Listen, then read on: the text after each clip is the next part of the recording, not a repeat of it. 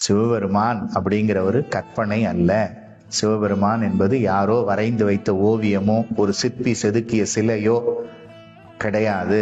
உண்மையிலேயே சிவபெருமானை புவனியில் சேவடி தீண்டினன் காண்க, சிவன் என யானும் தேரினன் காண்க, கண்ணால் யானும் கண்டேன் காண்க. இதை விட என்ன சாட்சி சொல்ல முடியும்? இத்தனையும் திருவாசகம். அப்படி சிவபெருமான் ஒரு உயிரை ஆட்கொள்ளும் பொருட்டு தன் வாக்கை காப்பாற்ற வேண்டி குதிரை சேவகனாக இறங்கி இந்த மண்ணுலகிலே வந்தார் என்று சொன்னால், மெய்யான அன்போடு நாம் சிவத்தை வணங்கும் பொழுது நமக்காகவும் அந்த சிவபெருமான் நிச்சயம் இறங்கி வருவான். தன்னுடைய எழிலார்ந்த அந்த திருக்கோலத்தை இந்த ஊனக்கண்களிலேயே நம்மால் காண முடியும் நம்பிக்கையோடு சொல்லுகிறார் மாணிக்கவாசக பெருமான். சிவபெருமான் அப்படிங்கிற ஒரு கற்பனை அல்ல.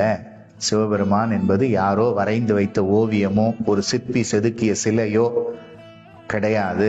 உண்மையிலேயே சிவபெருமானை புவனியில் சேவடி தீண்டினன் காண்க, சிவன் என யானும் தேரினன் காண்க, கண்ணால் யானும் கண்டேன் காண்க. இதை விட என்ன சாட்சி சொல்ல முடியும்?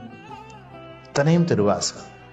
அப்படி சிவபெருமான் ஒரு உயிரை ஆட்கொள்ளும் பொருட்டு தன் வாக்கை காப்பாற்ற வேண்டி குதிரை சேவகனாக இறங்கி இந்த மண்ணுலகிலே வந்தார் என்று சொன்னால், மெய்யான அன்போடு நாம் சிவத்தை வணங்கும் பொழுது நமக்காகவும் அந்த சிவபெருமான் நிச்சயம் இறங்கி வருவான்.